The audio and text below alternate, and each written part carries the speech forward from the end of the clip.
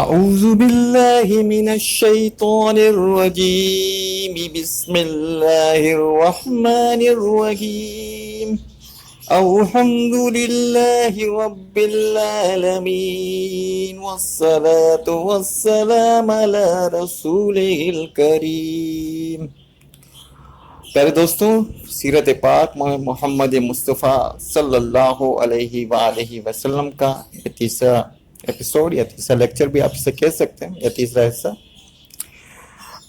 پچھلے دو حصوں میں ہم رسول کریم صلی اللہ علیہ وآلہ وسلم سے پہلے عرب کے جو احوال تھے اس بارے میں ہم بات کر چکے ہیں۔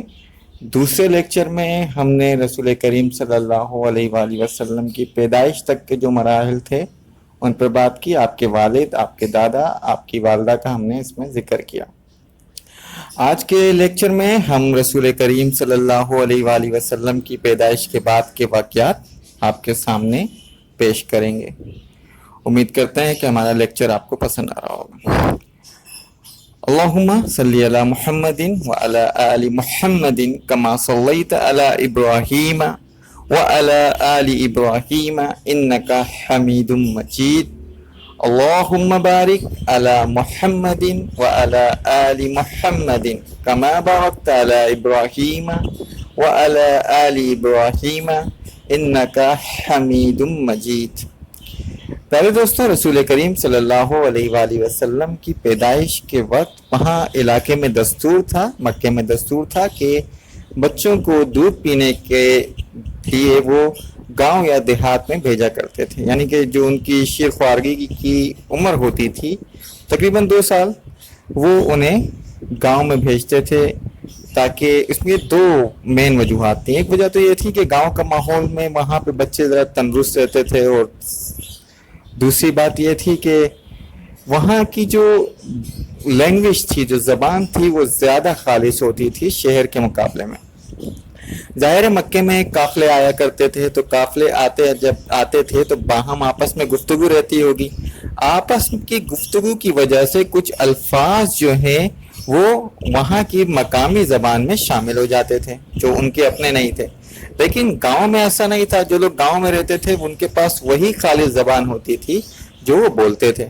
تو یہ 2 وجوہات تھیں کہ مکے کے بچوں کو شیر خوارگی کی عمر میں گاؤں میں بھیج دیا جاتا تھا، دیہاتوں میں بھیج دیا جاتا تھا، تو وہاں کی خواتین آیا کرتی تھیں اور بچوں کو لے جایا کرتی تھیں۔ اچھا، جو خواتین بچوں کو یہاں شہر سے مکہ سے لے کر جایا کرتی تھیں، دیہاتی خواتین، تو اس کا کوئی وہ معاوضہ طے نہیں کرتی تھیں۔ ظاہر ہے یہ تو ایک عجیب سا فعل تھا، اور وہ ان کی روایات ایسی تھیں بہرحال کہ دودھ پلانے کے وہ پیسے لینا گوارا نہیں کرتے تھے۔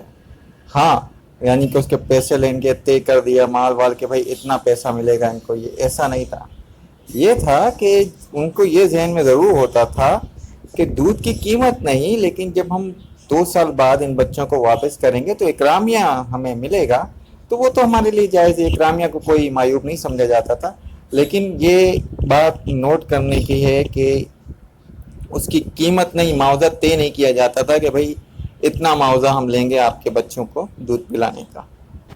تو یہ بات واضح ہے کہ جو جتنا صاحب ثروت ہوگا وہ اسی طریقے سے اکرام دے گا، لباس دے گا، جو بھی کچھ وہ دے سکا وہ اس کے حساب سے۔ یہ ضرور تھا کہ پسند انہی کو کیا جاتا تھا، خواتین انہی کو لینے میں زیادہ دلچسپی رکھتی تھیں کہ جن کے صاحب ثروت ہوتے تھے والدین۔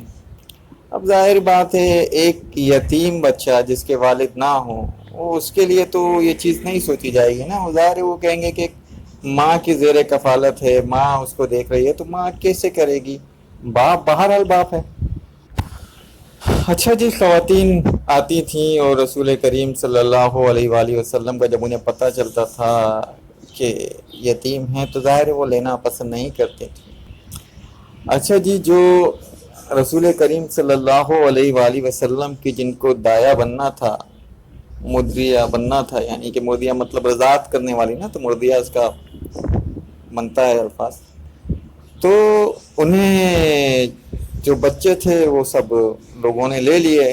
اب دائی حلیمہ جو تھیں انہوں نے اپنے شوہر، غالباً ان کا نام حارث تھا، سے عرض کیا، وہ بیٹھی تھیں کہ بھائی باقی سب خواتین تو صاحب ثروت لوگوں کے بچے لے گئیں۔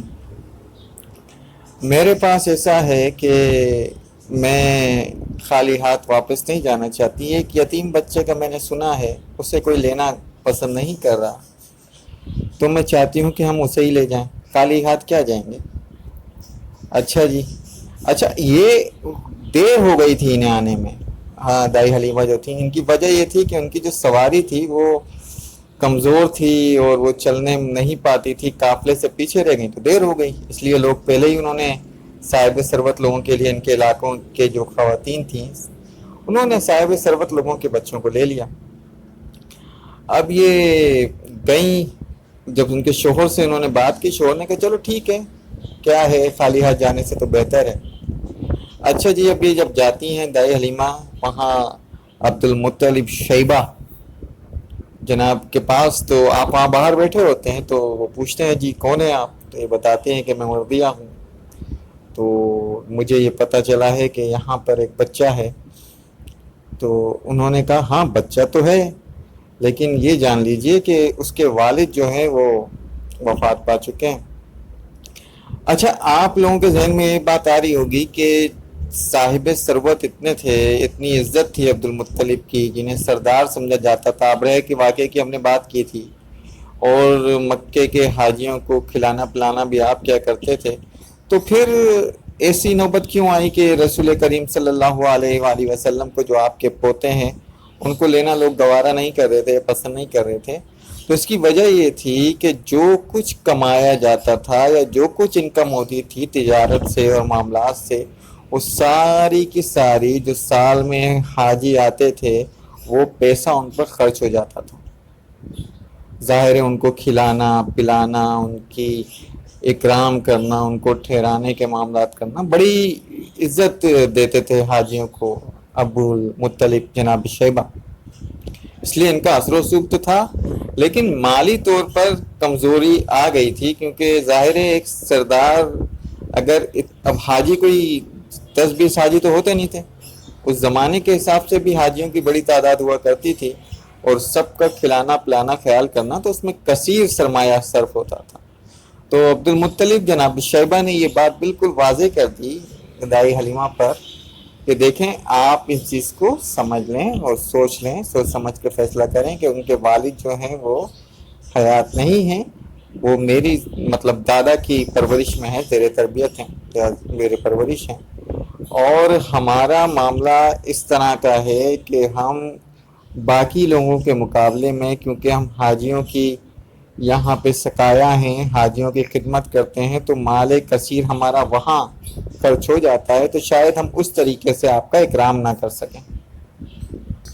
اچھا جی، دائی امی حلیمہ جو ہیں وہ راضی ہو جاتی ہیں، تو آپ پوچھتے ہیں کہ جناب شیبہ پوچھتے ہیں کہ تمہارا نام کیا ہے؟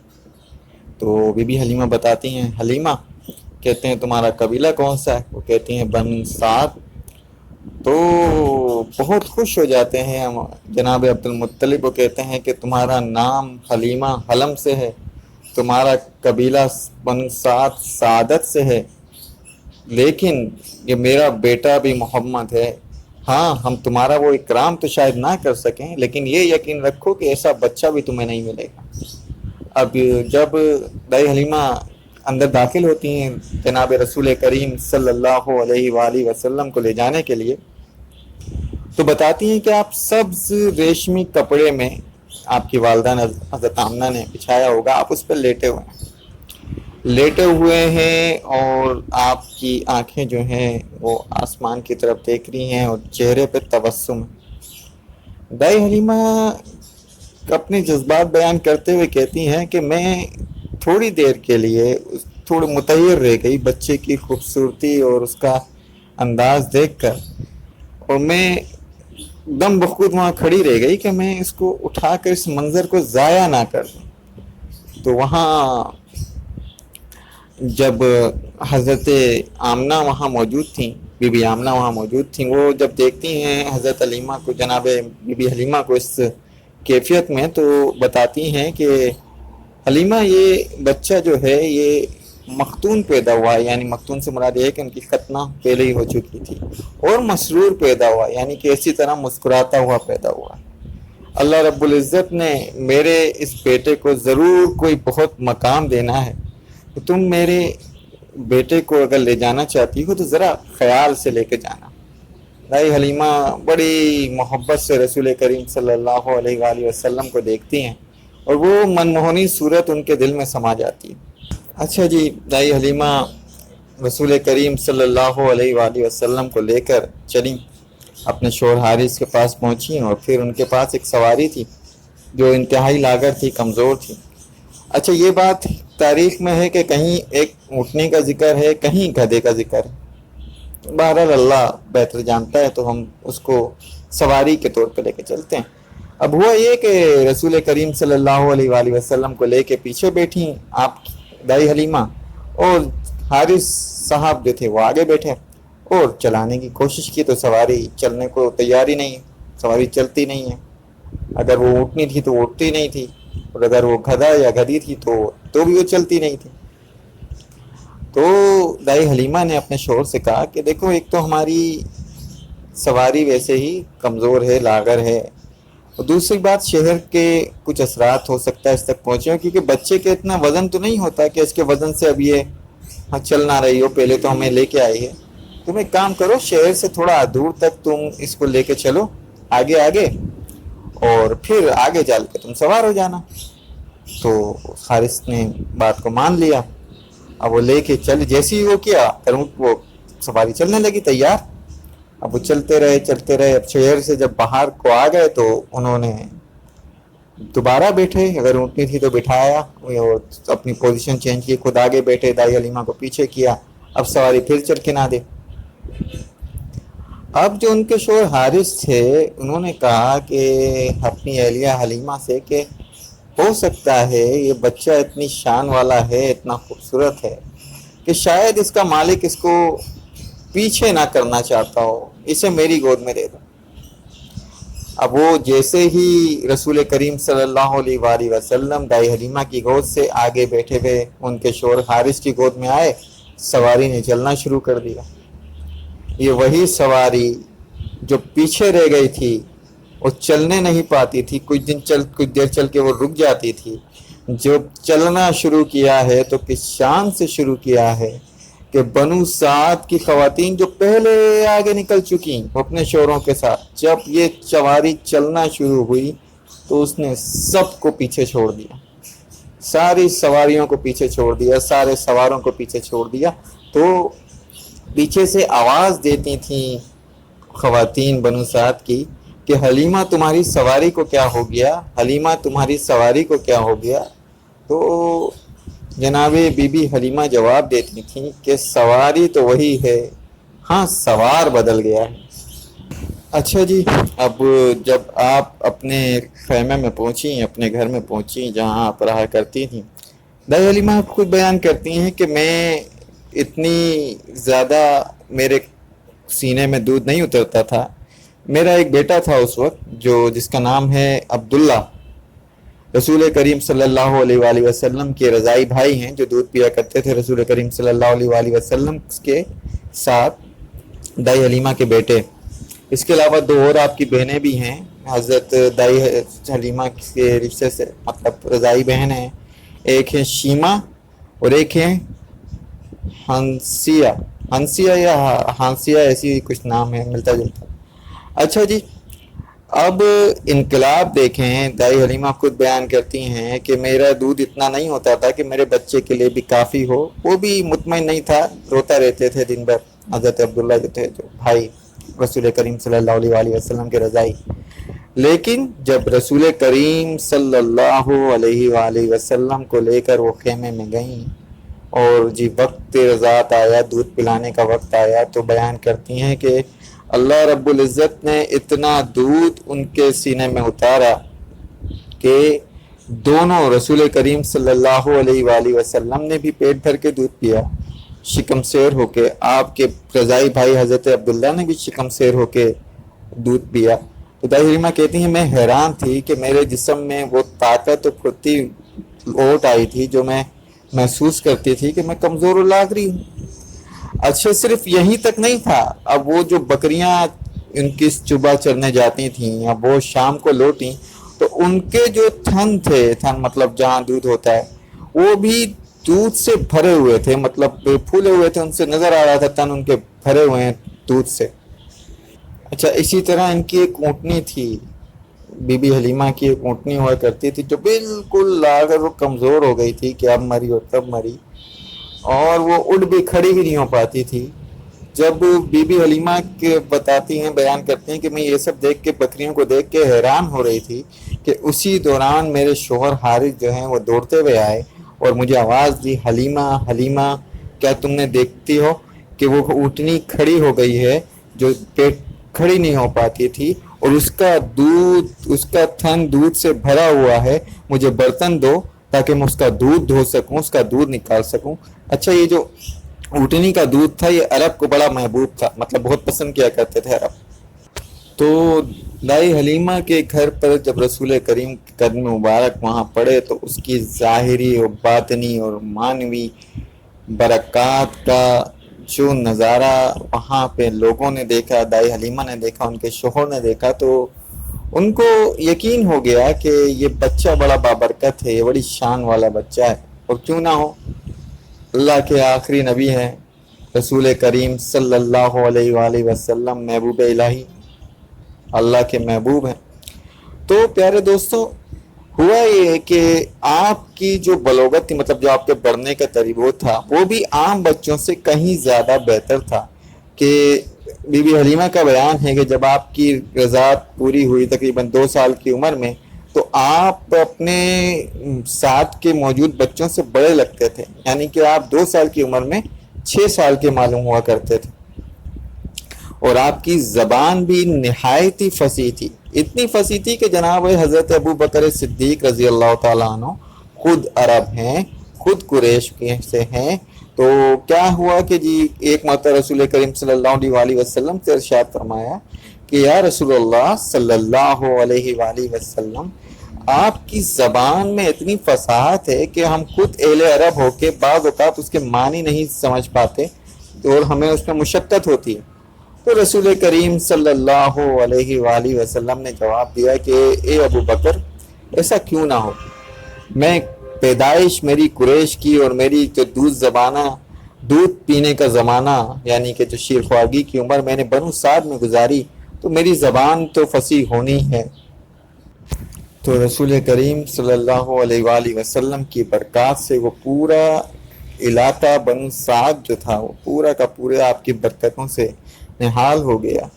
तो बनु साद बड़ी ताज्जुब करते थे कि ये कौन सा शान वाला बच्चा है कि जिसकी वजह से हमारे पूरे इलाके की किस्मत जाग गई, चरागाहें बढ़ गईं, जानवरों की उठान बढ़ गई, जानवरों के दूध बढ़ गए। तो मतलब बरक़ात का ज़हूर वाज़ेह था बिल्कुल। तो इसी के बारे में एक शेर है ना, जहाँ जहाँ नक्शे कदम देखते हैं, खरामा खरामा इरम देखते हैं। बहरहाल रसूल करीम सल्लल्लाहु अलैहि वसल्लम वहाँ परवरिश पाने लगे। तो एक दिन रसूल करीम सल्लल्लाहु अलैहि वसल्लम ने दाई हलीमा से अर्ज़ की, बीबी हलीमा से, कि मेरे बहन भाई ये कहाँ चले जाते हैं, दिन भर तो ये नहीं होते, शाम में तशरीफ़ लाते हैं, तो ये दिन भर मैं इनको नहीं देखता। तो बीबी हलीमा ने कहा कि बेटा मोहम्मद, हम जो हैं थोड़ा गरीब लोग हैं, तो हमारे पास कुछ दुम्बियाँ हैं, कुछ बकरियाँ हैं, कुछ भेड़ें हैं, ये तुम्हारे बहन भाई मतलब जनाब अब्दुल्ला और जनाब शीमा, बीबी शीमा, ये भी चले जाते हैं और बच्चों के साथ और इन बकरियों को चराते हैं, दुम्बियों को चराते हैं, भेड़ों को चराते हैं, वहाँ फिर शाम में वापस ले आते हैं तो हम उनका दूध देते हैं, जिससे हमारा गुजर बसर गुजारा है। तो जनाब रसूल करीम सल्लल्लाहु अलैहि वसल्लम ने कहा कि मैं भी अपने बहन भाइयों के साथ जाऊंगा। तो बीबी हलीमा ने तारुफ सुना, बोला नहीं, आप क्यों, कहाँ जाने की, मुशक्क़त उठाने की क्या ज़रूरत है, आप तो हमारे कुरैश से हम आपको लेके आए हैं आपकी खिदमत के लिए, हम आपको क्यों तकलीफ दें। बहरहाल रसूल करीम सल्लल्लाहु अलैहि वसल्लम ने कहा, नहीं, मैं भी, मुझे गवारा नहीं कि मैं अपने बहन भाई मेरे मुशक्क़त करें और मैं यहाँ وقت گزاروں. یہ آپ دیکھ رہے ہیں یہ کتنا چھوٹے بچے ہیں, یہ جو تربیت کا یہ بات چیت کا انداز دیکھیں, جو آپ کے الفاظ تھے جو آپ استعمال کرتے تھے, آپ کبھی تعارض نہیں فرماتے تھے, کسی سے لڑتے جھگڑتے نہیں تھے, کبھی کوئی غلط بات نہیں کیا کرتے تھے, اور جو لغویات تھیں مطلب ایسی چیزیں کھیل تماشے ان کی طرف آپ راغب نہیں ہوتے تھے, اور آپ کا بیٹھنا, آپ کا اٹھنا, آپ کا چلنا, آپ کا تبسم فرمانا وہ بچپن سے ہی آپ کی شان کو ظاہر کیا کرتا تھا. تو یہ باتیں سن کر آپ حیرت نہ کیجئے, کیونکہ رسول کریم صلی اللہ علیہ وآلہ وسلم نے 4 ماہ کی عمر میں بولنا شروع کر دیا تھا, اور پھر جیسے جیسے آپ بڑے ہوتے گئے آپ کی زبان کی فصاحت کے لوگ قائل ہوتے گئے. بہرحال تو بی بی حلیمہ نے کہا ٹھیک ہے, حامی بھر لی. تو آپ صلی اللہ علیہ وآلہ وسلم بھی اپنے بہن بھائیوں کے ساتھ جایا کرتے تھے, بکریاں چرایا کرتے تھے. یہ اسی دوران وہ مشہور واقعہ پیش آیا کہ ایک دن دونوں آپ کے رضائی بہن اور بھائی شیمہ اور حضرت عبداللہ دوڑتے ہوئے آئے اپنی والدہ کے پاس کہ اماں جان وہ ہمارا قریشی بھائی, وہ امانت, اسے 2 آدمی آئے اور انہوں نے اسے قتل کر دیا. اچھا, دائی حلیمہ یہ کہتے ہیں کہ یہ سن کر میرے پیروں تلے زمین نکل گئی کہ بھائی وہ تو ایک امانت ہے, قریشی امانت ہے, اگر خدا نخواستہ ایسا کچھ ہو گیا تو قریش نے ہمیں کہاں چھوڑنا ہے. اب وہ کہتی ہیں کہ میں چلائی اور میں دوڑی اس طرف, تو آپ کے جو شوہر تھے وہ بھی دوڑے, جو قریب کے رشتہ دار تھے وہ بھی دوڑے اس مقام کی طرف. تو وہاں جا کے دیکھتے ہیں کہ رسول کریم صلی اللہ علیہ وآلہ وسلم درخت کی ایک ٹہنی پکڑ کر کھڑے ہیں, اور آپ کا چہرے کا جو رنگ ہے وہ متغیر ہے, یا آپ دوسرے الفاظ میں کہیں کہ رنگ تھوڑا سا تغیر اس میں آیا ہوا ہے. تو وہ گلے لگاتی ہیں دائی حلیمہ حضرت محمد مصطفیٰ صلی اللہ علیہ وآلہ وسلم کر, اور پوچھتی ہیں کہ بیٹا تمہاری ماں تم پر قربان, یہ بتاؤ کہ کیا ہوا. تو آپ صلی اللہ علیہ وآلہ وسلم بڑے اطمینان سے جواب دیتے ہیں کہ ایسی کوئی بات نہیں ہے, 2 لوگ ظاہر ہوئے جو بہت ہی سفید لباس پہنے ہوئے تھے, انہوں نے مجھے لٹایا, پکڑ کے لٹا دیا. لٹانے کے بعد انہوں نے میرے سینے کو کھولا ناف تک, اور پھر ان کے پاس ایک تشت تھی, سونے کی تشت تھی, اس میں سے کچھ نکالا, اس میں کیا تھا واللہ عالم. اچھا, میرے دل کو دھویا, دھونے کے بعد میرے دل کا ایک حصہ وہ نکال کر اسے پھینک دیا, اور پھر میرے دل کو واپس اپنی جگہ پہ رکھا اور اسے دوبارہ سی دیا, اور یہ سب میں نے اپنی آنکھوں سے ہوتا دیکھا. اب بات یہ ہے, یہاں پہ کچھ وضاحت ضروری ہے کہ کیا وہاں پر سلائی کے نشانات باقی تھے. تو مورخین لکھتے ہیں کہ وہاں نشان واضح تھا, اتنا ضرور محسوس ہوتا تھا کہ کچھ ہوا ہے, معمولی سے نشان. اب ظاہر سلائی, اب آپریشن یہ جو اوپن ہارٹ سرجری ہوئی اس زمانے میں, اب سرجری کرنے والے اللہ کے فرشتے ہیں, اور سرجری ہو رہی ہے اللہ کے محبوب محمد مصطفیٰ صلی اللہ علیہ وآلہ وسلم کی.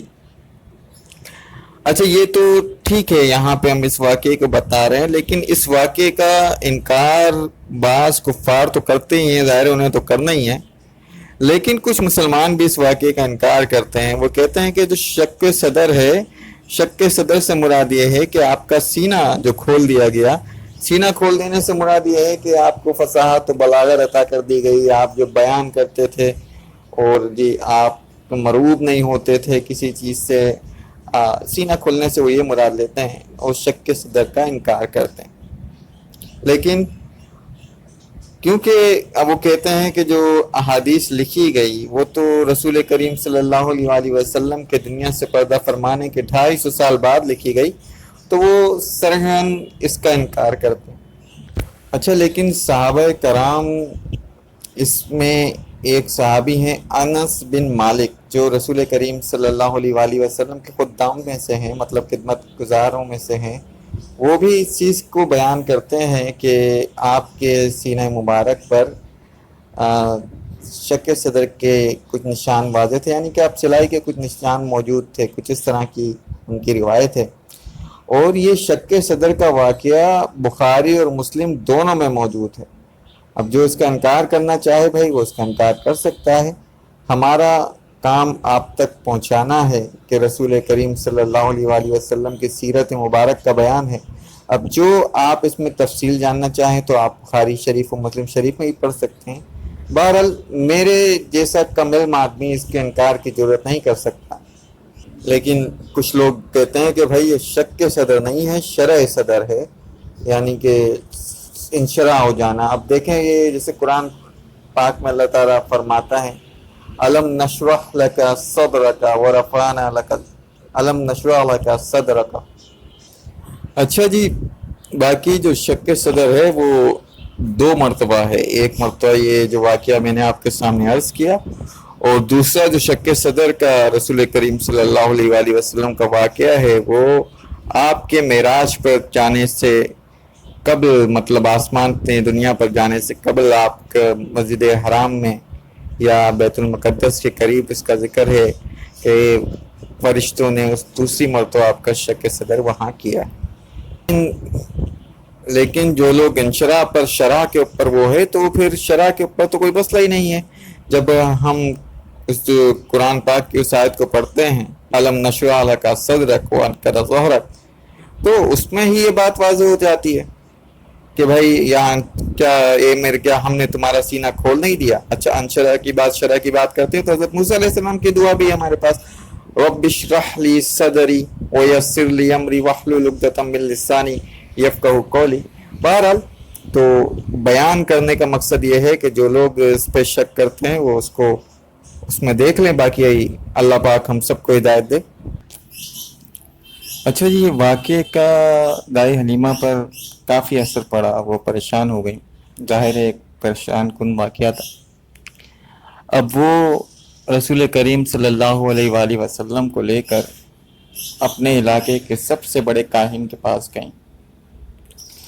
اس کاہن نے جناب رسول کریم صلی اللہ علیہ وآلہ وسلم کو بہت غور سے دیکھا اور پھر آپ کی جائے پیدائش پتہ کی، آپ کا نام پوچھا، اور اسی طرح باقی معلومات لینے کے بعد اس کاہن نے جناب حلیمہ سعدیہ سے فرمایا کہ بی بی جان پڑتا ہے کہ یہ بچہ بہت ہی شان والا ہے، اور مجھے تو یہ اس امت کا نبی معلوم ہوتا ہے۔ بہرحال اس کی آپ کو اب بہت زیادہ حفاظت کرنا پڑے گی، کیونکہ اس کے دشمن تو چاروں طرف ہوں گے جو اسے نقصان پہنچانے کی کوشش کریں گے۔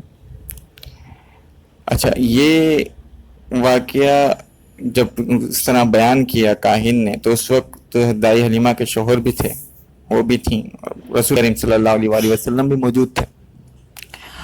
اب ان کو خوف محسوس ہوا کہ ایسا نہ ہو کہ ہم سے امانت میں ہم پوری طریقے سے حفاظت نہ کر سکیں، تو انہوں نے واپس مکے کا سفر کرنا شروع کیا۔ اچھا، اس سے واقعے سے کچھ عرصہ پہلے رسول کریم صلی اللہ علیہ وآلہ وسلم کی رضاعت کے 2 سال ہو گئے تھے، وہ آپ ان کو لے کے پہنچی وہاں حضرت آمنہ کے پاس، لیکن کیونکہ حضرت آمنہ اس وقت مکے میں ایک وبا کا جیسی پھیلی ہوئی تھی، بیماری پھیلی ہوئی تھی، تو اس بہانے سے، یعنی وبا پھیلی ہوئی تھی، لوگ بیمار ہو رہے تھے، تو اس بہانے سے بی بی حلیمہ بی بی آمنہ سے اجازت لے کے رسول کریم صلی اللہ علیہ وآلہ وسلم کو واپس لے آئیں کہ وبا پھیلی ہوئی ہے مکے میں، لیکن بات یہ تھی کہ وہ چاہتی تھیں کہ یہ برکت ان کے گھر سے دور نہ ہو جائے۔ وہ خود رسول کریم سے ان کو بھی شدید محبت ہو گئی تھی،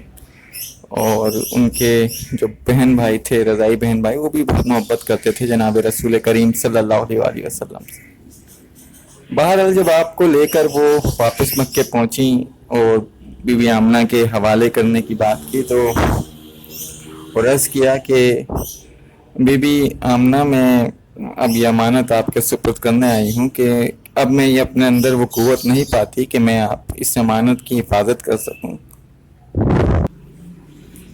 اچھا جی، بی بی آمنہ کے پاس جب آپ نے واپس لے کر گئیں رسول کریم صلی اللہ علیہ وآلہ وسلم کو، تو بی بی آمنہ نے کہا کہ آپ تو بڑے شوق سے لے کے گئی تھیں، اور بظاہر آپ نے بیماری یہاں پہ وبا کا کہا تھا، لیکن اب آپ اتنی جلدی لے آئیں کہ وجہ کیا ہے؟ تو بی بی آمنہ نے ان سے کہا دیکھیں جو حالات و واقعات ابھی ہوئے ہیں، اور پھر وہ پورا واقعہ بیان کیا شق الصدر کا. تو بی بی آمنہ نے تبسم فرمایا، آپ مسکرائیں اور کہا کہیں تمہیں یہ خوف سے لاحق نہیں ہو گیا کہ کہیں میرے بیٹے کو کوئی جن یا سیب وغیرہ کا کوئی اس طرح کا کوئی معاملہ ہے؟ تو دائی حلیمہ پریشان ہوئی، کہا کہ میں کیا عرض کروں اس بارے میں، ہو سکتا ہے ایسا ہو. تو بی بی آمنہ نے کہا ایسا کبھی نہیں ہو سکتا، کیونکہ جب میرا بیٹا دنیا میں تشریف لایا تو میں نے اس کو اللہ واحد کے حوالے کیا تھا. اور بہرحال لیکن اگر تم تھک گئی ہو یا اگر تم پریشان ہو تو کوئی بات نہیں، تم دے جاؤ. تو بہرحال اس طرح اب رسول کریم صلی اللہ علیہ وآلہ وسلم اپنی والدہ کے پاس رہنے لگے، اور زیر کفالت جو تھے وہ اپنے دادا کے تھے، جناب حضرت عبد المطلب شیبہ. اور حضرت عبد المطلب کی مکے میں بڑی عزت تھی. اس کے واقعات آپ کے علم میں ہیں. ایک تو آپ سقایا تھے، مطلب تمام حاجیوں کو آپ پلایا کرتے تھے آب زمزم، ظاہر ڈھونڈنا بھی آپ نے تھا. دوسری بات آپ سردار مکہ بھی تھے. تو آپ کی ایک اوتاق لگتی تھی. اوتاق سے مراد یہ ہے کہ ابھی بھی عرب میں یہ رواج ہے کہ اپنے اس کے کنارے وہ کپڑا وغیرہ ڈال کر اس پہ لوگ آ کے بیٹھتے ہیں لوگوں کے گھر کے ساتھ. تو جو رسول کریم صلی اللہ علیہ وآلہ وسلم کے محترم دادا کی جو اوتاق لگتی تھی وہ لگتی تھی بالکل خانہ کعبہ کی دیوار کے ساتھ. اور وہاں پہ اس طرح نہیں تھا کہ کوئی بھی آ کے اور بیٹھ جائے، بڑا احترام تھا، بڑا معاملات اس طرح کے تھے. تو خود حضرت عبد المطلب کے جو بیٹے تھے باقی وہ بھی کھڑے رہتے تھے کہ جہاں تک کہ حضرت عبد المطلب جناب شیبہ نہ آ جائے اور ان کی اجازت نہ ہو، بیٹھا نہیں کرتے تھے. مطلب یہ کہ کسی اور کو یہ اجازت نہیں تھی کہ وہ آ کے وہاں بیٹھ جائے جناب عبد المطلب جناب شیبہ کی بساط پر ان کی اجازت لیے بغیر. لیکن جناب رسول کریم صلی اللہ علیہ وآلہ وسلم کی تو شان ہی بہت مبارک تھی. آپ اس وقت کتنے 3 یا 4 سال کے رہے ہوں گے. آپ صلی اللہ علیہ وآلہ وسلم آتے اور آپ بیٹھ جاتے مجلس میں. تو اچھا کچھ جو آپ کے چچا کہہ لیں، جو چچا ہوئے یا تایا ہوئے، وہ آپ کو روکتے بھی تھے، لیکن آپ بیٹھ جاتے تھے، چھوٹے تھے. جب عبد المطلب جناب شیبہ سے یہ عرض کی گئی کہ دیکھیں یہ محمد صلی اللہ علیہ وآلہ وسلم یہ ہمارے روکنے سے رکتے نہیں ہیں، بات نہیں، بیٹھ جاتے ہیں آگے. تو آپ کے دادا نے جو آپ سے محبت کرتے تھے اس کا اظہار فرمایا، بولا میرے اس بیٹے میں کوئی شان ہے اور بہت بڑی شان ہے، تو اسے مت روکا کرو، اور کسی کو نہیں اجازت، لیکن اسے اجازت ہے، یہ جب آئے جب چاہے بیٹھ جائے. اور اگر یہ میری مسند پہ بھی بیٹھا ہے تو میں کبھی اپنے اس بیٹے کو اپنی مسند سے نہیں اٹھاؤں گا، میں نیچے بیٹھ جاؤں گا یا میں دوسری جگہ اختیار کر لوں گا، لیکن میں محمد مصطفیٰ صلی اللہ علیہ وآلہ وسلم کو نہ آپ لوگ روکا کریں اور نہ ہی اسے میں کبھی گوارا کروں گا اپنی جگہ سے اٹھانے. تو یہ تھی محبت ایک دادا کو اپنے پوتے سے. تو اس طرح رسول کریم صلی اللہ علیہ وآلہ وسلم اپنے دادا جو سردار مکہ تھے اور ان کی نشست میں بڑے بڑے لوگ آتے تھے اور آ کے بیٹھتے تھے، تو آپ کی تربیت اور سمجھ لیجئے ایک طریقے سے آپ ان لوگوں کا جب بات سنتے اور ان کی میں باری بڑی باتوں میں شریک ہوتے اور فیصلوں میں شریک ہوتے، تو اس طرح آپ صلی اللہ علیہ وآلہ وسلم کی ایک اور تربیت آپ نے یہاں سے سیکھ رہے تھے. پھر حضرت بی بی آمنہ محترمہ بی بی آمنہ نے فیصلہ کیا کہ آپ کو اپنے میکے یعنی کہ وہ مدینے میں آباد تھے وہاں لے جایا جائے وہاں اپنے یعنی کہ نبی کریم صلی اللہ علیہ وآلہ وسلم کے ننیحال میں آپ کی ملاقات کرائی جائے، تو وہ آپ کو لے کے ننیحال میں گئیں تو وہاں مدینے میں بھی لوگ آپ سے بڑے محظوظ ہوتے تھے۔ مطلب یہ ہے کہ آپ کو دیکھ کر ان کو بڑی آپ سے محبت اور الفت ہو جاتی تھی۔ جو بھی رسول کریم صلی اللہ علیہ وآلہ وسلم کو دیکھتا تھا اور آپ سے بات کرتا تھا تو آپ کو درویدہ ہو جاتا تھا بچپن سے۔ اور رسول کریم صلی اللہ علیہ وآلہ وسلم مدینہ میں مشہور ہو گئے، اس وقت اس کا نام یثرب تھا۔ آپ کی شہرت سن کر، آپ کی فصاحت کی، آپ جس طرح شیریں کلام تھے، آپ جس طرح فصیح زبان تھے، اور حالانکہ بچپن کا دور تھا تو کچھ یہودی علماء جب یہ شہرت سنی تو وہ رسول کریم صلی اللہ علیہ وآلہ وسلم سے ملاقات کی غرض سے آئے۔ اچھا، جب وہ آئے اور انہوں نے رسول کریم صلی اللہ علیہ وآلہ وسلم کو دیکھا اور آپ کا نام پوچھا، آپ کا نسب پوچھا، جائے پیدائش وغیرہ پوچھی، تو جیسے انٹروگیشن کرتے ہیں، تفتیش کرتے ہیں، اس طرح کا معاملہ تھا۔ اور پھر ان میں سے ایک یہودی عالم کے منہ سے نکل گیا کہ ہمیں تو یہ اس امت کا نبی معلوم ہوتا ہے۔ بہرحال ان کی گفتگو کچھ ایسی تھی کہ بی بی آمنہ کو یہ خدشہ محسوس ہوا کہ کہیں یہ میرے لخت جگر حضرت محمد مصطفیٰ صلی اللہ علیہ وآلہ وسلم کو نقصان پہنچانے کی کوشش کریں گے۔ تو آپ نے اس واقعے کے بعد، ان یہودی علماء کے ملاقات کے بعد، آپ نے جلد از جلد واپسی کا سفر اختیار کرنے کا سوچا اور اپنے والدین کے مطلب اپنا جو میکا تھا وہاں لوگوں کو آگاہ کیا اپنے فیصلے سے، اور جلد از جلد واپسی کا سفر آپ نے اختیار کیا۔ اور مکے واپسی کے دوران ایک مقام ہے ابوا، وہاں بی بی آمنہ کا انتقال ہو گیا۔ رسول کریم صلی اللہ علیہ وآلہ وسلم کے والد تو آپ کی پیدائش سے پہلے ہی اس دار فانی سے کوچ کر چکے تھے، اس طرح آپ کی والدہ بھی آپ کو چھوڑ کر چلی گئی۔ اچھا جی، روایت میں ہے کہ آپ کو والدہ کو، بی بی آمنہ کو ابوا میں ہی سپرد خاک کر دیا گیا، اور کچھ روایت میں ہے کہ آپ جنت المولا، اچھا جی، جنت المولا سے متعلق یہ جو روایت ہے، ایسا کچھ لوگ کہتے ہیں کہ ابوا میں ہی آپ کو مدفون کیا گیا تھا، لیکن کیونکہ وہاں سیلاب آیا اور اس لیے پھر آپ کی جسد خاکی کو ابوا سے جنت المولا میں منتقل کر دیا گیا۔ بہرحال یہ رائے ہے، لیکن جمہور کی رائے یہ ہے کہ آپ مقام ابوا پر ہی آپ مدفون ہیں۔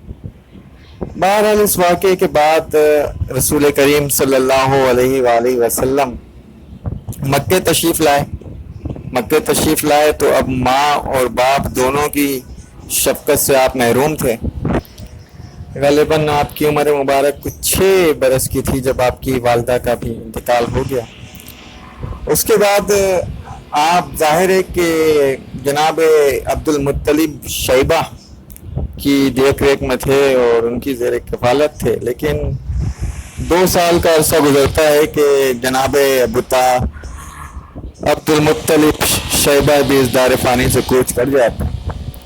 اب آپ اپنے چچا جناب حضرت ابو طالب، جو شیر خدا و رسول حضرت علی کرم اللہ وجہ الکریم کے والد گرامی ہیں، جناب حضرت ابو طالب سردار مکہ ضرور تھے، لیکن ظاہر ہے میں پہلے بھی عرض کر چکا ہوں شیبہ جناب عبد المطلب کے بارے میں کہ آپ کے جو اخراجات تھے وہ بہت زیادہ تھے، کیونکہ حاجیوں کو سرید کھلانا، مطلب روٹی، شوربے والی روٹی کھلانا، اور جی ان کو آب زمزم پلانا، یا بعض اوقات اس میں اصیل یعنی کہ شہد ملا کے اس کو پلانا، تو اس میں کافی زیادہ خرچ ہو جایا کرتا تھا۔ اور ظاہر ہے کہ بات روایات کی تھی، بات غیرت کی تھی، تو یہ کام تو کرنا ضروری تھا۔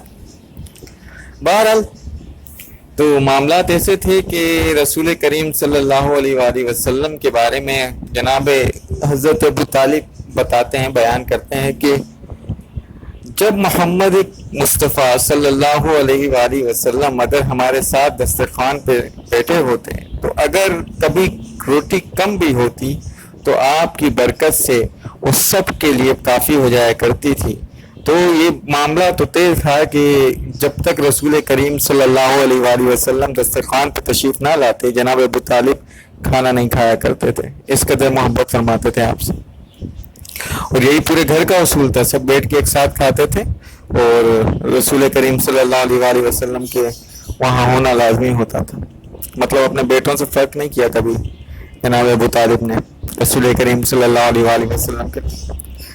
اچھا, رسول کریم صلی اللہ علیہ وآلہ وسلم نے جب یہ معاملات محسوس کیے کہ یہاں تھوڑا غربت کے آثار ہیں, چاچا کی معاشی تھوڑی معیشت جو ہے تھوڑا گھر کی تھوڑی کمزور ہے یا معاشی طور پہ چچا اتنے مستحکم نہیں ہے, تو آپ نے کام کرنے کی خواہش کا اظہار کیا. جناب ابو طالب نے آپ کو منع فرمایا, بولا میرے بھتیجے میں تمہارا خرچہ اٹھانے کے لیے کافی ہوں, میں توانا ہوں.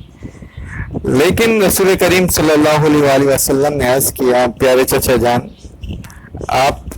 میں اس میں آپ کا ہاتھ بتانا چاہتا ہوں. ظاہر ہے کیونکہ ابو طالب کے بڑھاپے کا ٹائم تھا اور رسول کریم صلی اللہ علیہ وآلہ وسلم کی غیرت یہ گوارا نہیں کرتی تھی. تو بہرحال بہت اصرار کے بعد جناب ابو طالب نے مجبور ہو کر آپ کو اجازت دے دی. مطلب وہ چاہتے نہیں تھے کہ رسول اللہ یہ کام کریں, بکریاں چرائیں. تو بکریاں چرانے کے لیے پھر آپ رسول اللہ صلی اللہ علیہ وآلہ وسلم جایا کرتے تھے. اور اچھا جی, یہ بکریاں چرانے کی جو بات ہے یہ تمام انبیاء کرام کی سنت رہی ہے. اللہ پاک کے تقریباً ہر نبی نے یہ بکریاں چرائیں. اس میں بڑی حکمت ہے کیونکہ بکری جو ہے بڑی شرارتی ہوتی ہے. ایک بکری چلتے چلتے وہ ادھر بھاگ جائے گی, آپ اس کو بلائیں وہ نہیں آئے گی, وہ ادھر کو چلی جائے گی. اور جانور ہیں جیسے گائے بیل اور دوسرے جانور ہیں یہ بالکل سیدھا سیدھا چلتے ہیں. بھیڑیں بھی بالکل سیدھا چلتے ہیں, بکریاں نہیں چلتی. کیونکہ مجھے ذاتی تجربہ ہے اس کا, تو میں جانتا ہوں کہ بکریاں جو ہیں وہ شرارت کرتی ہیں, تنگ کرتی ہیں. تو ایسے ہی حضرت موسیٰ علیہ السلام کا ایک واقعہ ہے کہ حضرت موسیٰ علیہ السلام ایک بکری کو کر رہے تھے. وہ بکری باقی ریوڑ تو چلتا تھا, بکری الگ بھاگ جاتی تھی, پھر اس کے پیچھے جائیں, پھر وہ الگ بھاگ جائے, پھر پیچھے جائیں. مطلب کافی اس نے پریشان کیا. تو حضرت موسیٰ علیہ السلام نے اس کو تھوڑا سا مارا. تو اللہ رب العزت نے حضرت موسیٰ علیہ السلام سے فرمایا کہ موسیٰ میرے بندے بھی تو میری نافرمانی کرتے ہیں, میں ان سے جو بھی کہتا ہوں وہ ایسا نہیں کرتے. جیسے اگر ہم غور کریں تو اللہ پاک کہتا ہے ہم سے کہ نماز پڑھو, ہم فلمیں دیکھنے بیٹھ جاتے ہیں. اللہ پاک ہم سے کہتا ہے روزہ رکھو, تو ہم روزہ تو رکھتے ہیں لیکن کوئی برائی نہیں چھوڑتے. اللہ پاک ہم سے کہتا ہے اپنے والدین کا ادب کرو, تو ہم لوگ کیا ادب کرتے ہیں, اپنے والدین کی نافرمانی کرتے ہیں. اسی طرح بہت سارے واقعات ہیں کہ ہمارے معاملات اللہ پاک کی فرما برداری والے تو نہیں ہیں, لیکن اللہ پاک نے فرمایا حضرت موسیٰ علیہ السلام سے کہ میں بھی اگر اپنے بندوں کو جو میری نافرمانی کرتے ہیں فوراً ہی گرفت میں لے لوں یا فوراً ہی انہیں تمہاری طرح ماننے لگوں تو کیا ہو. کہنے کا مقصد یہ ہے, یہ بات اللہ پاک نے قرآن میں فرمائی ہے کہ اگر ہم ان بندوں کو فوراً سزا دینے لگیں تو زمین میں کوئی چلنے والا نہ ہو. اب حضرت موسیٰ علیہ السلام کے اچھا ایک اور واقعہ حضرت موسیٰ علیہ السلام کا اسی طرح. حضرت موسیٰ علیہ السلام بکریاں چرایا کرتے تھے. جب بکریوں کو چرا کے آپ لے گئے تو پتہ چلا جی ایک بکری کم ہے, ایک بکری کہیں شرارت میں چھپ گئی. اور وہ چھپ تو گئی, یا آگے چلے گئے, وہ دوسری طرف چلی گئی, وہ دھیان میں نہیں رہا. اب جب دیکھا تو حضرت موسیٰ علیہ السلام پریشان ہوئے کہ بھائی بھیڑیا کھا جائے گا, رات کا ٹائم ہے. اب آپ ڈھونڈ رہے ہیں, اب بکری بھی چلتے چلتے تھوڑے دور تو اس کو ظاہر ہے اچھا لگا ہوگا, پھر وہ اکیلے ہو گئی, چلانے لگی اور ڈھونڈ ڈھانڈ کے وہ بھی چل چل کے تھک گئی. اس کے پیر میں اتنا مطلب چلی وہ تھک گئی, دوسری طرف نکل گئی. حضرت موسیٰ علیہ السلام ڈھونڈتے رہے بکری کو, آوازیں دیتے رہے, پھر کئی کہہ لیجیے کہ کافی دور آ کے آپ کو اس کے آثار ملے تو پھر دیکھا تو وہ بیٹھی ہوئی ہے تھک کے. تو حضرت موسیٰ علیہ السلام اس کو دیکھ کر غصہ کرنے کے بجائے مسکرائے, کہا تم نے تو مجھے تھکا دیا. اور یہ کہہ کر اس کو جب اٹھایا اور وہ دیکھا کہ وہ تھکن کے مارے چل نہیں پا رہی ہے, اس کو چلنے میں پاؤ, تو اسے اٹھا لیا گود میں اور رستے میں بولا کہ تم نے تو مجھے بڑا پریشان کیا. اور یہ واقعہ اس کے بعد کا ہے جب اللہ رب العزت نے ایک مرتبہ حضرت موسیٰ علیہ السلام کو تنبیہ کر دی تھی. غالباً واللہ عالم مجھے یہ سمجھتا ہوں کہ اس کے بعد کا واقعہ ہے. اس کے بعد اسے واپس لے آئے اور اسے کچھ بھی نہیں کہا. اچھا رسول کریم صلی اللہ علیہ وآلہ وسلم بھی بکریاں چرانے لگے کیونکہ یہ انبیاء علیہ السلام کی صلاۃ والسلام کی سنت رہی ہے.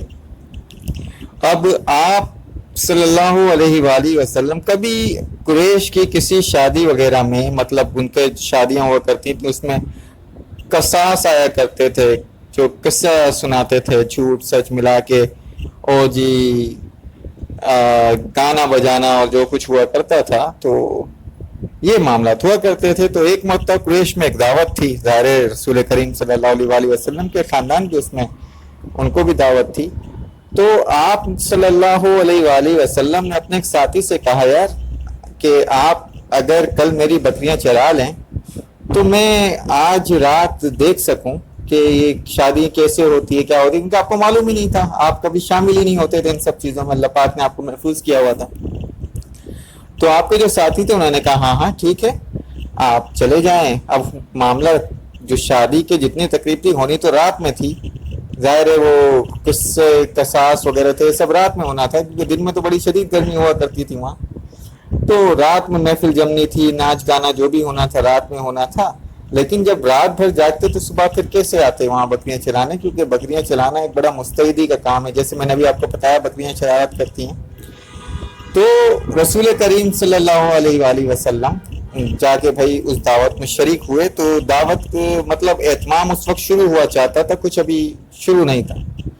تو آپ صلی اللہ علیہ وآلہ وسلم بیان کرتے ہیں کہ آپ کو اس قدر شدت سے نیند کا غلبہ ہوا کہ سمجھ لیجئے کہ نیند نے آپ کو دبوچ لیا. آپ صلی اللہ علیہ وآلہ وسلم سو گئے. اب صبح اٹھے تو سب محفل ختم ہو چکی تھی. بہرحال اب دوسرے دن پھر یہی ہوا. آپ صلی اللہ علیہ وآلہ وسلم نے اب آج تو آپ تیاری کر کے آئے تھے کہ نہیں میں کل تو شاید میں تھکاوٹ کی وجہ سے کسی وجہ سے میں سو گیا تھا لیکن آج تو عزم پورا کر کے آئے تھے کہ آج تو پوری رات میں نے جاگنا ہے اور دیکھنا ہے کیا ہوتا ہے کس طرح کے قصاص آتے ہیں جی کس طرح کا ناچ گانا ہوتا ہے کیا معاملات ان کے ہوتے ہیں. لیکن جب محفل شروع ہونے سے پہلے ہی رسول کریم صلی اللہ علیہ وآلہ وسلم کو بالکل ویسے ہی نیند نے آ کے آپ پر غلبہ کیا یا آپ دوسرے لفظوں میں کہیں کہ دبوچ لیا آپ کو اس طریقے کے کہ آپ سو گئے وہیں پہ. اب رات بھر قصہ ہوتا رہا ناچ ہوتا رہا گانا ہوتا رہا لیکن آپ صلی اللہ علیہ وآلہ وسلم اس شدت کی نیند کے ساتھ سوئے کہ آپ کو کچھ بھی نہیں پتا چلا کہ یہاں کیا ہوا. اور صبح جب دھوپ چڑھی سورج کی روشنی جب آپ کو پڑی تب آپ اس روشنی سے جاگے اور اٹھ کے آپ نے دیکھا تو سب ختم ہو چکا تھا معاملات لوگ جا چکے تھے محفل اجڑ چکی تھی. اور بہرحال آپ واپس آ گئے اپنے بکریاں چرانے کے کام پر. تو آپ کے جو ساتھی تھے انہوں نے پوچھا کہ آپ نے کیا دیکھا. تو رسول کریم صلی اللہ علیہ وآلہ وسلم نے کہا بھائی میں نے تو دونوں رات میں نے کچھ بھی نہیں دیکھا. میں گیا تو تھا دیکھنے لیکن مجھے نیند کا ایسا غلبہ ہوا کہ میں وہ کچھ نہیں دیکھ سکا نہ میں وہ کس سے سن سکا جو میں کچھ آپ لوگ بتاتے ہیں ایسا کچھ بھی میں نہیں دیکھ سکا. تو اللہ رب العزت کی کیا حکمت تھی کہ رسول کریم صلی اللہ علیہ وآلہ وسلم کسی بھی برائی کو نہ دیکھ پائیں. میں غالباً یہ سمجھتا ہوں ہم یہ سمجھ سکتے ہیں کہ دیکھیں آپ اس ارادے سے بھی گئے تو آپ اس کو دیکھ نہیں پائے اور آپ سو گئے. دونوں دن 2 رات مسلسل ایسے ہی ہوا. اچھا جی اسی دوران حضرت ابو طالب نے تجارت کے لیے شام جانے کا ارادہ فرمایا. جب رسول کریم صلی اللہ علیہ وآلہ وسلم کو اس کا پتہ چلا اور یہ پتہ چلا کہ آپ جا رہے ہیں اور مجھے ساتھ لے کے نہیں جا رہے تو آپ نے جا کے حضرت ابو طالب سے کہا کہ مجھے بھی ساتھ لے کے چلیں. حضرت ابو طالب نے فرمایا کہ بیٹا میں تو تمہاری وجہ سے تمہیں نہیں لے جا رہا ہوں. شام تک کا سفر ہے دور کا سفر ہے تمہیں رستے کی تکلیف ہوگی میں تو تمہارے خیال سے تمہیں لے کے نہیں جا رہا ہوں. تو رسول کریم صلی اللہ علیہ وآلہ وسلم نے اپنے پیارے چچا کا دامن پکڑ لیا دامن تھام لیا جسے کرتا تھام لیا. جیسے بچہ ضد نہیں کرتا نا پکڑ لیتے ہیں کرتے کو سب پکڑ لیتے ہیں کپڑے کو پکڑ لیتے ہیں نہیں میں نہیں چھوڑوں گا آپ کو. ہم لوگ ہمارا بچپن ہے ہم دیکھ چکے ہیں. اب بولا نہیں میں بھی آپ کے ساتھ جاؤں گا, مجھے بھی ساتھ لے کے چلے. آہا, حضرت ابو طالب اپنے اس بھتیجے سے بہت محبت کیا کرتے تھے. آپ کی اس ادا پر تو بالکل قربان سے ہو گئے. بولا بیٹا میں تو تمہارے لیے منع کر رہا تھا, لیکن اگر تم جانا چاہتے ہو, چلنا چاہتے ہو تو سو بسم اللہ. مطلب میں نے, یہ میرا الفاظ ہے, سو بسم اللہ, مطلب چلو پھر جیسے آپ مناسب سمجھو. اب چلے جی, قافلہ چلنے لگا. بڑا اہم واقعہ ہے, اس لیے بیان کر رہا ہوں. اب جب یہ قافلہ چلا اور شام کی حدود میں داخل ہوا تو وہاں ایک گرجا تھا. کلیسا کہہ لیں, گرجا کہہ لیں, چرچ کہہ لیں. وہاں پہ ایک عیسائی راہب ہوا کرتا تھا جو عرصے دراز سے اس نے اپنے آپ کو بند کر کے رکھا تھا. وہ باہر نہیں آتا تھا, لوگوں سے میل ملاپ نہیں کرتا تھا, اپنی عبادات میں لگا رہتا تھا. تو پتہ چلا جی وہ راہب باہر آیا, اور نہ صرف باہر آیا, اس نے آ کے اعلان کیا کہ تمام اہل مکہ کو, مطلب جو مکے کے تاجر یہاں موجود ہیں, سب کو میری طرف سے دعوت ہے. اچھا, تو حضرت ابو طالب تھوڑا حیران بھی ہوئے کہ یہ شخص تو کبھی ملاقات نہیں کرتا کسی سے, یہ دعوت دے رہا ہے, اور یہ بھی خاص ہمیں مکے کے تاجروں کو. بہرحال, اور پھر اس راہب نے اپنے جو ساتھی تھے, مطلب اس کے انڈر میں جو چھوٹے راہب ہوں گے جو کام کرتے تھے یا چیلے تھے اس کے, جس طرح ہوتا ہے کہ استاد کے شاگرد تھے, انہیں حکم دیا کہ اپنی نگرانی میں بہترین کھانے کا اہتمام کرو اور خود اس کی نگرانی کرو کہ کسی طرح کی کوئی کمی نہ ہونا پائے. یہاں قریب کی بستی میں جو لوگ آباد ہیں انہیں بھی وہ کھانا دو, آتے جاتے مسافروں کو بھی کھانا دو, اور بالخصوص جو مکے کے تاجر جو یہاں ہیں ان کو کسی طرح کی تکلیف نہ ہو. اچھا جی, وہ تو ظاہر ہے اپنے استاد کے حکم کے پابند تھے, اور استاد کی احترام بھی اپنی جگہ ملحوظ خاطر تھا. تو بڑی محنت و مشقت سے, بڑی دل عزیزی کے ساتھ انہوں نے یہ اہتمام کیا. اب وہ راہب جب جمع ہوئے لوگ کھانا کھاتے تھے تو اب وہ ہر ایک شخص کو غور سے دیکھتا تھا, بڑے قریب آ کے بڑے غور سے دیکھتا تھا. اب وہ جناب ابو طالب کے پاس آ کے رک گیا, کہا کہ جناب آپ سب کو لے آئے ہیں یا کسی کو چھوڑ کے بھی آئے ہیں؟ تو جناب ابو طالب نے اس کی طرف دیکھا, بولا ہاں میرا ایک بچہ ہے جو سامان کی نگرانی کے لیے, جسے میں چھوڑ آیا ہوں. تو کہا حضور میں نے تو سب کو دعوت دی تھی, یہ تو کوئی بات نہ ہوئی. کہا ایسی کوئی بات نہیں ہے, ہم اس کے حصے کا کھانا لے جائیں گے, کوئی پرابلم والی کوئی مسئلہ نہیں ہے.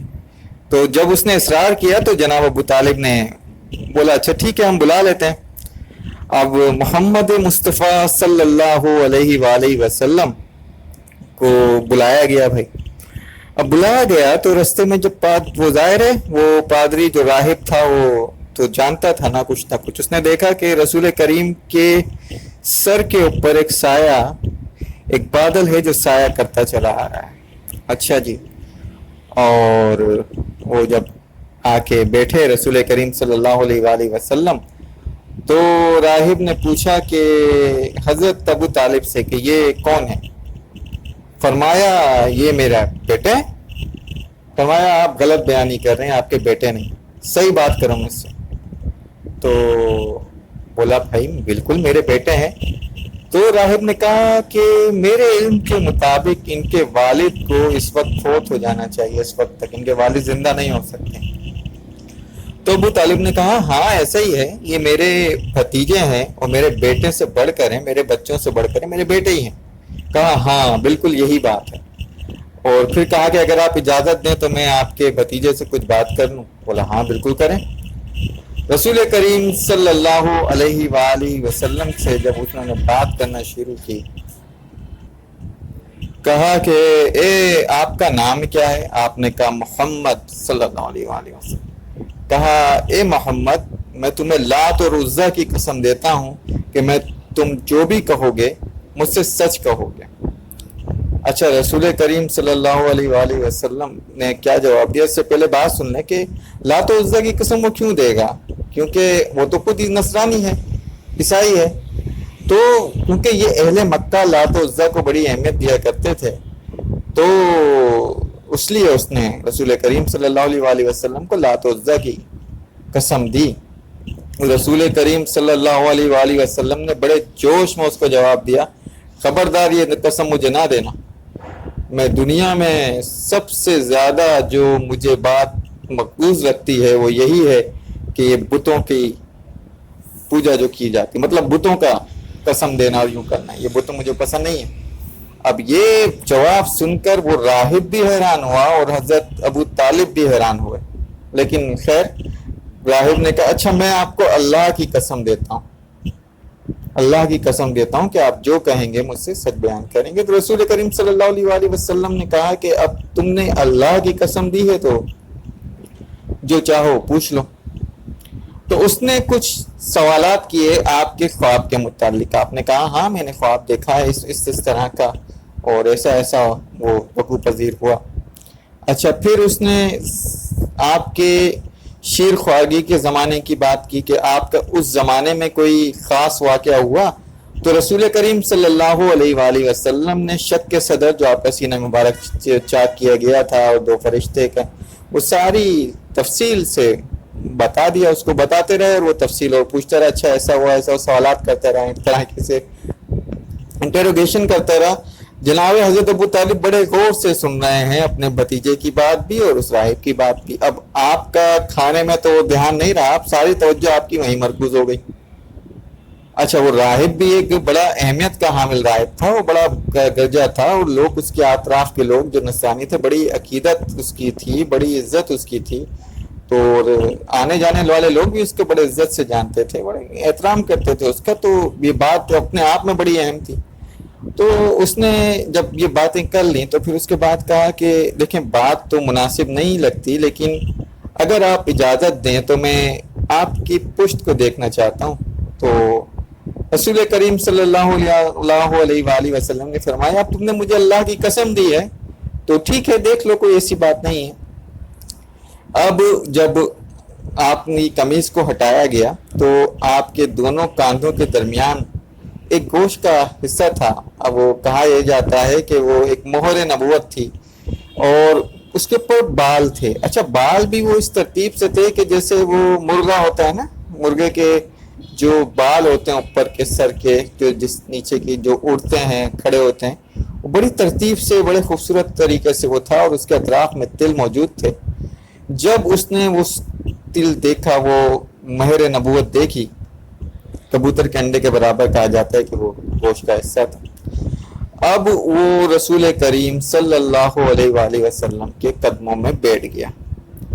उसने रसूल करीम सल्लल्लाहु अलैहि वसल्लम के कदमों को बोसा दिया, आपके हाथों को बोसा दिया और कहा, अबू तालिब ये इस उम्मत के नबी पैदा हो चुके हैं, ये इस उम्मत के नबी हैं और ये तुम्हारा बेटा बहुत शान वाला है और तुम बहुत मोहतरम आदमी हो, मेरे लिए बहुत काबिल इज्जत हो, बहुत एहतराम है तुम्हारे लिए, मेरे दिल में तुम्हारे लिए बड़ी इज्जत है। तुमसे दरख्वास्त ये है कि तुम इन्हें शाम लेके ना जाओ। हज़रत अबू तालिब ने कहा, क्यों शाम लेके ना जाओ अपने बेटे को? कहा, देखो ये नबी हैं, इस उम्मत के नबी हैं, यहूद इनको पहचान लेंगे और अगर यहूद ने पहचान लिया तो वो उनको शहीद कर देंगे, नऊज़ुबिल्लाह उनको कत्ल कर देंगे, उनको नुकसान पहुंचाएंगे। तो तुम इन्हें शाम लेके नहीं जाना, मेरी तुमसे ये दरख्वास्त है। इनको मोहम्मद मुस्तफ़ा सल्लल्लाहु अलैहि वसल्लम को यहीं से वापस कर दो मक्के। अच्छा जी, अब वापस आने लगे, वो राहिब साथ साथ चल रहा है, हज़रत अबू तालिब के पड़ाव की तरफ ये वापस जा रहे हैं। तो रसूल करीम सल्लल्लाहु अलैहि वसल्लम एक दरख्त की तरफ चले कि वो उसके बैठ सकें उसके नीचे। तो उस राहिब ने अबू तालिब से कहा कि अबू तालिब इस दरख्त की टहनियों पर गौर करो। अब हजरत अबू तालिब ने भी गौर किया और राहिब ने भी गौर किया। तो जब पता ये चला कि वो टहनियां जल्दी जल्दी मिलने लगी, आपस में मिल के साए को उन्होंने घेरा करना शुरू कर दिया ताकि उस साए के नीचे ठंडा साया हो जाए ना। पहले वो अलग अलग होती हैं तो साया जरा हल्का होता है, धूप पड़ रही होती है, धूप को उसको और घेरा कर दें, घेरा दरख्त घना हो तो फिर साया जो होता है वो जरा घेरा होता है और ठंडक ज्यादा महसूस होती है। और फिर उस राहिब ने, अब अबू तालिब भी ये मंजर देख के हैरान हुए, फिर उस राहिब ने हजरत अबू तालिब से कहा, तुम्हें पता है दरख्त कौन सा है? یہ وہ درخت ہے جس کے نیچے حضرت عیسیٰ علیہ السلام نے قیام کیا تھا اور یہ فرمایا تھا کہ اس درخت کے نیچے اور کوئی قیام نہیں کرے گا اور کوئی نہیں بیٹھے گا اس درخت کے سائے میں، لیکن ایک نبی کا ظہور ہوگا جو میرے بعد، مطلب خاتم النبیین رسول کریم صلی اللہ علیہ وآلہ وسلم کی بات کی انہوں نے، جو اس درخت کے نیچے بیٹھ کر آرام کریں گے۔ تو تمہیں اللہ کا واسطہ ہے کہ تم جلد سے جلد رسول کریم صلی اللہ علیہ وآلہ وسلم کو واپس مکے بھیج دو۔ اچھا جی، پھر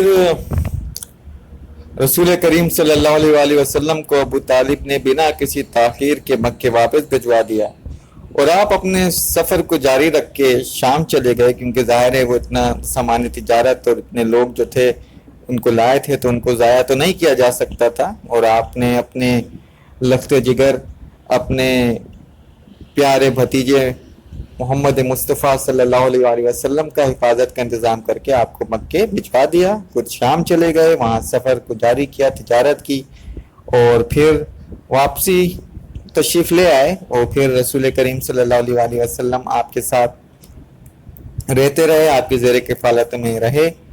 انشاءاللہ العزیز ہمارا یہ تیسرا حصہ آج مکمل ہوتا ہے۔ انشاءاللہ اس کے اگلے حصے میں ہم حضرت خدیجۃ الکبریٰ رضی اللہ تعالی عنہ نے جب آپ کو مال کی لے کے تجارت کی پیشکش کی، اور اس سے متعلق ہم بات آگے بڑھائیں گے۔ میرے پیارے دوستوں، یہ بیان کرنے کا مقصد صرف یہی ہے کہ اللہ کے رسول کی سیرت کو، اللہ کے رسول کی سنتوں کو اپنایا جائے۔ آپ پہچانیں اپنے نبی کریم صلی اللہ علیہ وآلہ وسلم کو، آپ کے سینے میں اپنے نبی کی محبت کو زندہ کریں، کیونکہ جب تک آپ کے دلوں میں رسول خدا صلی اللہ علیہ وآلہ وسلم کی محبت جڑ نہیں پکڑتی، آپ کو عبادت کا لطف حاصل نہیں ہوگا، آپ کو ریاضت کا لطف حاصل نہیں ہوگا۔ آپ ان حالات کو جانیں کہ کس مشقت سے یہ دین پھیلایا گیا، رسول کریم صلی اللہ علیہ وآلہ وسلم نے اپنی جان کو کیسے گلایا اس محنت میں۔ اللہ پاک مجھے اور آپ کو سب کو رسول کریم صلی اللہ علیہ وآلہ وسلم کی سنت کو اپنانے کی اور اس پر چلنے کی توفیق عطا فرمائے، کیونکہ توفیق صرف اللہ کی طرف سے ہے اور ہم اللہ پہ ہی توکل کرتے ہیں۔ اللہم صلی علی محمد وعلی آل محمد کما صلیت علی ابراہیم وعلی آل ابراہیم انکا حمید مجید۔ اللہم بارک علی محمد وعلی آل محمد کما بارکت علی ابراہیم وعلی آل ابراہیم انکا حمید مجید۔ لا الہ الا اللہ محمد رسول اللہ صلی اللہ علیہ وسلم۔